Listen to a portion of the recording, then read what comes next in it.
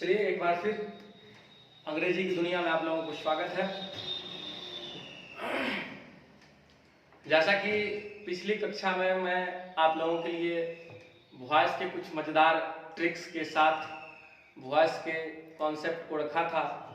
Voice क्या है, voice के पार्ट्स क्या हैं, इन सब चीज़ों को मैं आप लोगों के बीच रखा था और एक मज़ेदार ट्रिक के साथ मैंने वॉइस को एक्टिव से पैसिव बनाने के नियम के बारे में बताया था।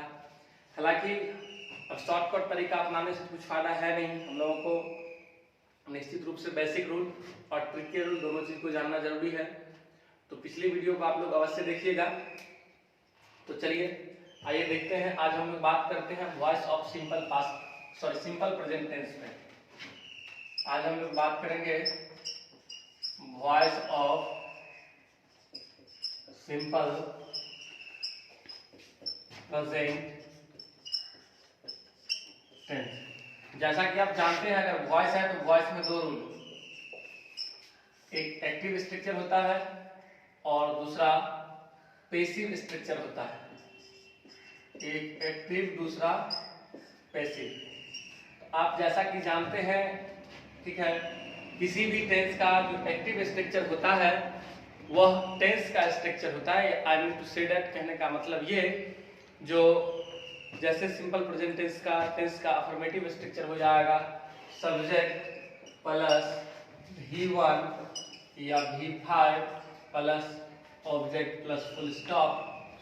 अब आइए, अगर नियमतः चलते हैं तो सबसे पहले आप इस ऑब्जेक्ट को, यानी कि एक्टिव का जो ऑब्जेक्ट है, इस ऑब्जेक्ट को सब्जेक्ट के रूप में लेकर के चलें, ठीक है। और नियम कहता है आप फिर इज एम आर का प्रयोग करें नए सब्जेक्ट के अनुसार।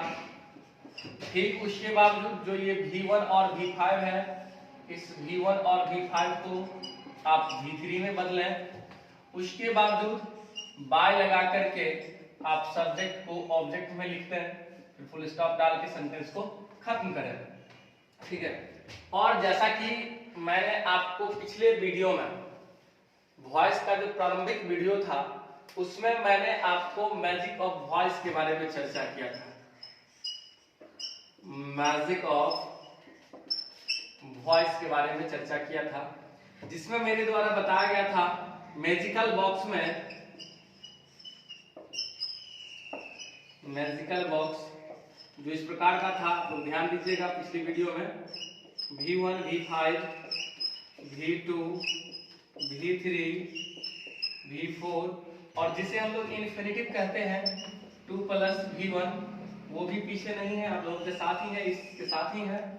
V1 V5 के लिए आया था इज एम आर या बी, जबकि V2 के लिए आया था वॉज या वेयर, V3 के लिए आया था बिन, V4 के लिए आया था बिन, 2 प्लस V1 के लिए आया था to be.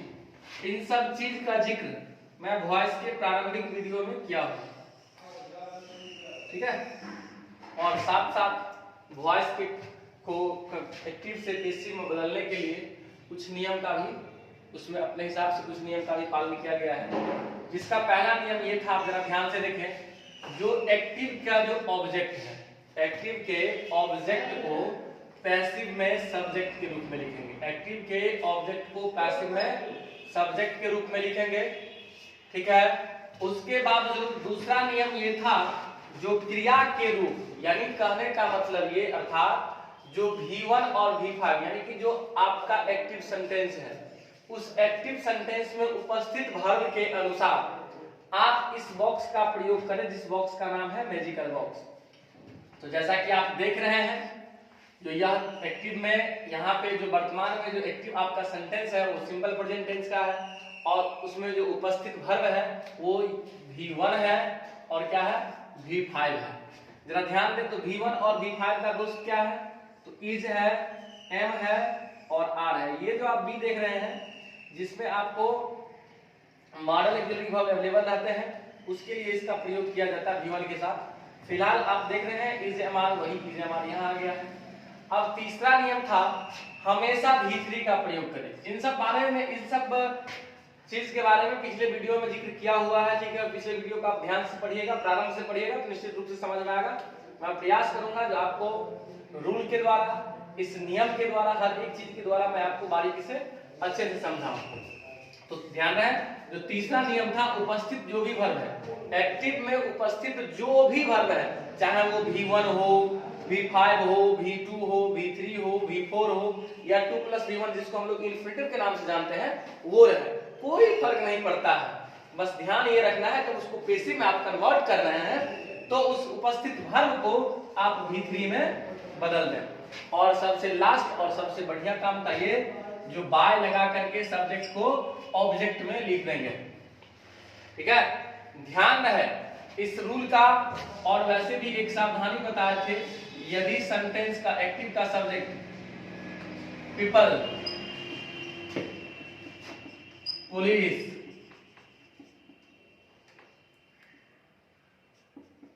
Public, dash dash dash one, dash dash dash, body, we, दे,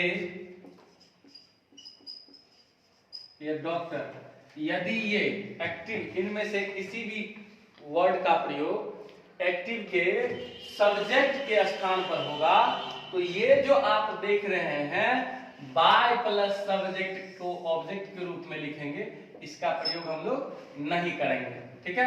तो हम लोगों ने देखा रूल के माध्यम से, जो एक्टिव सिंपल प्रेजेंट टेंस को अगर हम वॉइस में बनाते हैं, ठीक है, तो वॉइस में दो रूल हो जाता है, एक एक्टिव होता है बाबू और दूसरा पैसिव होता है। ध्यान से समझिएगा, एक एक्टिव होता है और दूसरा पैसिव होता है। एक्टिव जो आपको टेंस में यूज आता है, जो भी स्ट्रक्चर, उसी का पैसिव बनाया जाता है वॉइस में, ठीक है। तो यहाँ पे आप देख रहे हैं जो सब्जेक्ट प्लस V1 या V5 प्लस ऑब्जेक्ट, ये एक्टिव स्ट्रक्चर हुआ सिंपल प्रेजेंट टेंस का, और इसी का पैसिव ये हो रहा है। आप जो उपस्थित एक्टिव में जो ऑब्जेक्ट है उसको पैसिव में सब्जेक्ट के रूप में लिख लिए हैं। उसके बाद नियम कहता है IJMR का प्रयोग करें। उसके बाद नियम कहता है V1 या V5 जो उपस्थित वर्ब है, इस वर्ब को V3 में बदल दें, और लास्ट में बाय लगा करके, और ये जो सब्जेक्ट है इस सब्जेक्ट को आप ऑब्जेक्ट के रूप में लिखें, ठीक है। कोई दिक्कत नहीं होना चाहिए। तो अब थोड़ा सा एग्जाम्पल देख लीजिए, ये तो पिछली बात थी जिसको मैंने रिकॉल किया। अब थोड़ा सा एग्जाम्पल कुछ देख लिया जाए। निश्चित रूप से वॉइस के बारे में, यानी कि मैजिक ऑफ वॉइस को जानने के लिए आपको पिछली वीडियो अच्छे से देखना पड़ेगा। अगर उससे सीख लिए तो वॉइस आपके लिए बच्चों का खेल हो जाएगा। चलिए, जैसे मान लीजिए पहला क्वेश्चन था, आई हेल्प यू। आपने देखा, ये रहा आपका पहला question, I help you. I help you, जिसमें आप देख रहे हैं यहाँ पे उपस्थित जो हेल्प है यह V1 का काम कर रहा है। किसका काम कर रहा है बच्चों? V1 का काम कर रहा है, ठीक है। और इस वर्ब का यह यहाँ पे ऑब्जेक्ट है, ठीक है, और इधर जो है ये सब्जेक्ट है। देखिए सामान्यतः इसको कहा नहीं जाए, लेकिन थोड़ा सा ट्रिक याद रख लीजिए, याद रखने के लिए, ठीक है। यदि कोई वर्ब आपका है किसी सेंटेंस में, यदि कोई वर्ब उपस्थित है, वैसे भी अफर्मेटिव सेंटेंस यदि है या असर्टिव सेंटेंस है तो बिना वर्ब का तो काम चलेगा नहीं, तो ध्यान रहे, ठीक है। यदि कोई वर्ब है उपस्थित वाक्य में तो उस वाक्य के राइट हैंड साइड, यानी कि दाहिने हाथ की तरफ, ठीक है, आपको जो नाउन या प्रोनाउन मिलता है उसको ऑब्जेक्ट कहते हैं, ठीक है, उसे क्या कहते हैं? ऑब्जेक्ट कहते हैं।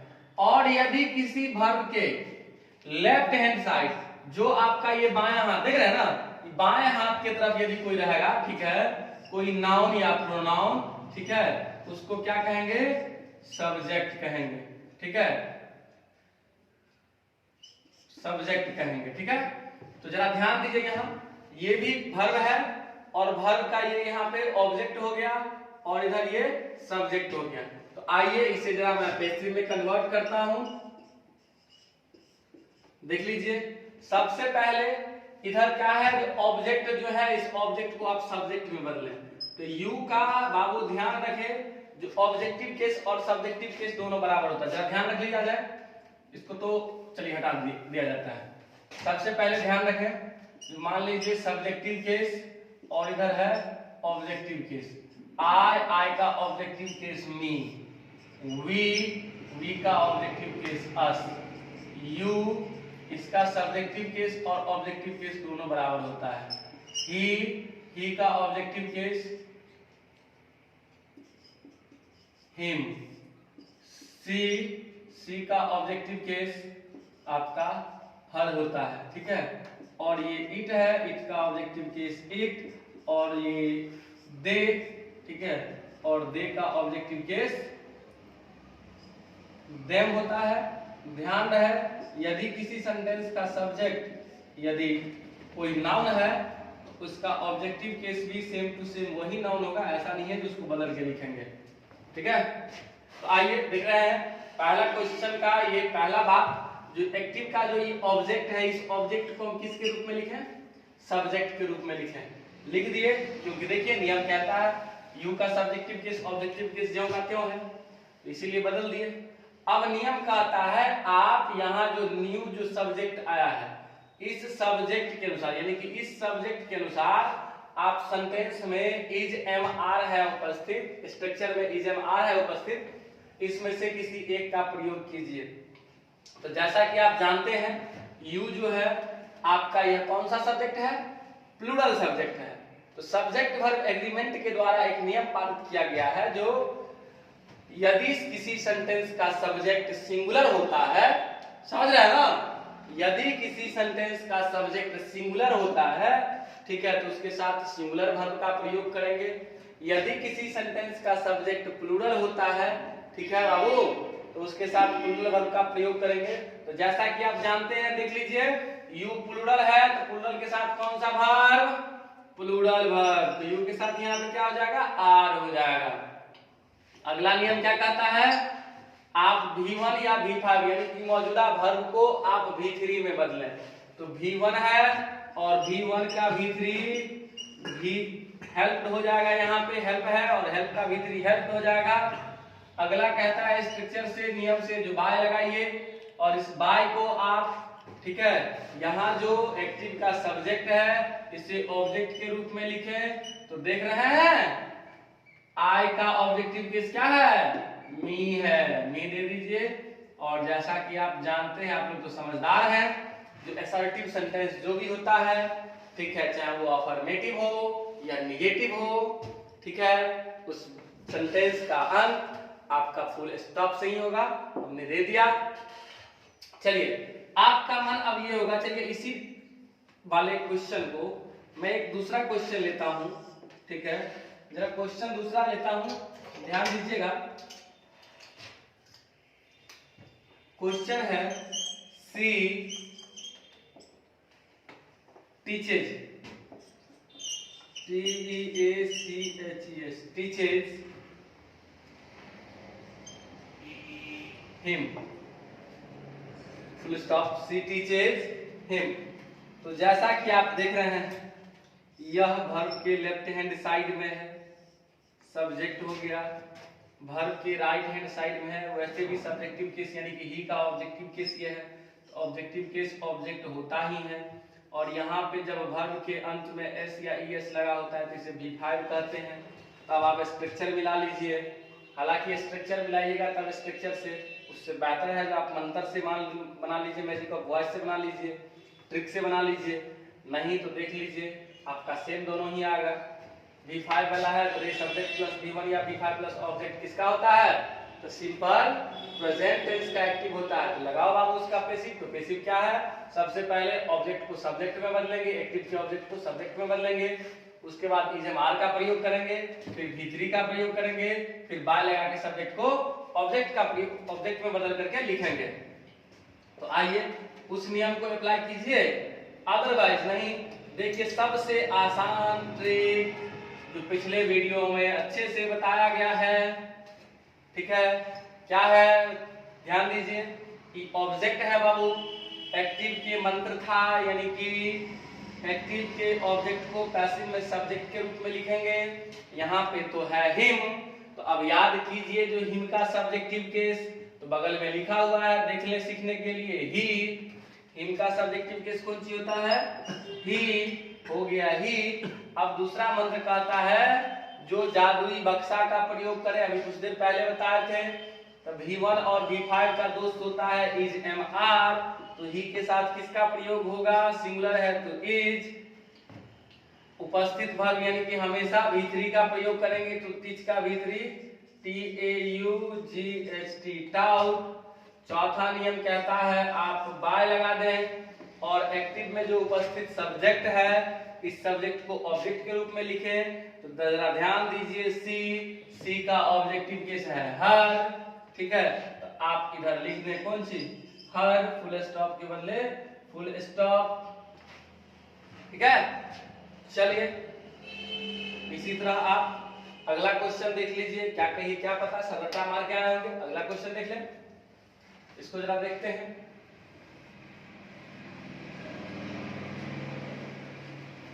समझना जरूरी है, ज्यादा ये अंग्रेजी झाड़ झाड़ के अंग्रेजी सीखना हमको दिखाना नहीं, हमको सिखाना है, ठीक है।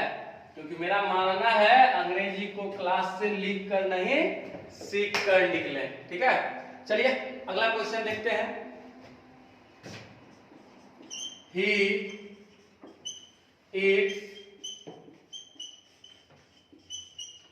mangoes. He eats mangoes. अब जरा ध्यान दें, यहाँ पे V5 ऑब्जेक्ट सब्जेक्ट, मंत्र लगाइए। एक्टिव के ऑब्जेक्ट को पैसिव में सब्जेक्ट के रूप में लिखेंगे, तो मैंगोज आ जाएगा। अब कहिएगा मां साहब सर जी यहाँ पे एम स्मॉल है और यहाँ पे आप एम क्या लिख दिए हैं? कैपिटल लिख दिए हैं, लगता है सर गलत लिख दिए। नहीं बाबू, कोई भी सेंटेंस हो, दुनिया का कोई भी सेंटेंस हो, यूज ऑफ कैपिटल लेटर में आप लोग पढ़िएगा, मौका मिलेगा, पढ़ाएंगे ही बताएंगे ही, ठीक है। लेकिन फिलहाल तब तक समझ लीजिए दुनिया का कोई भी सेंटेंस है, ठीक है, कोई भी सेंटेंस, उसका फर्स्ट लेटर जो होता है, समझ रहे हो ना, फर्स्ट लेटर जो होता है वो हमेशा कैपिटल होता है। कौन सा चीज होता है? कैपिटल लेटर, समझ रहे हैं ना, बड़ा अच्छा, इसलिए मैंने यहाँ पे लिखा।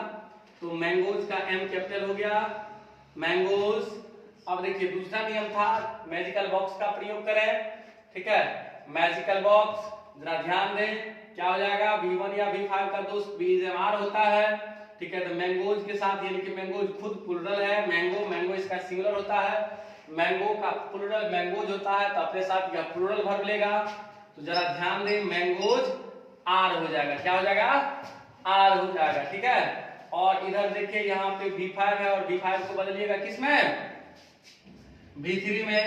तो इट का V3 बाबू जानते ही हैं, ठीक है। V1 V2 V3 थोड़ी सी जरूरत पड़ेगी, तो इट एट इट है। चौथा नियम क्या है?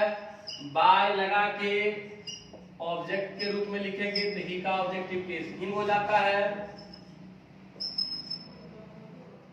अगला क्वेश्चन देखा जाए, सीता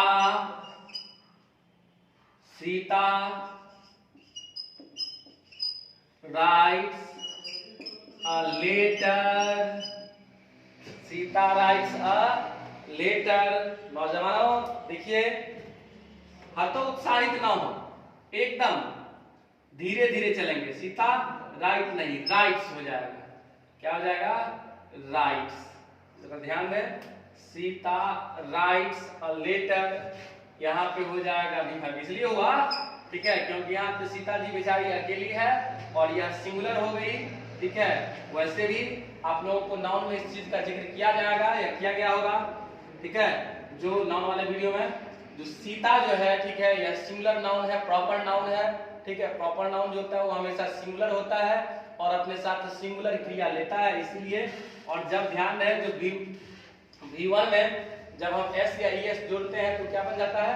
V5 बन जाता है, ठीक है। और V5 जो होता है वो नेचर में सिंगुलर होता है, ध्यान दें।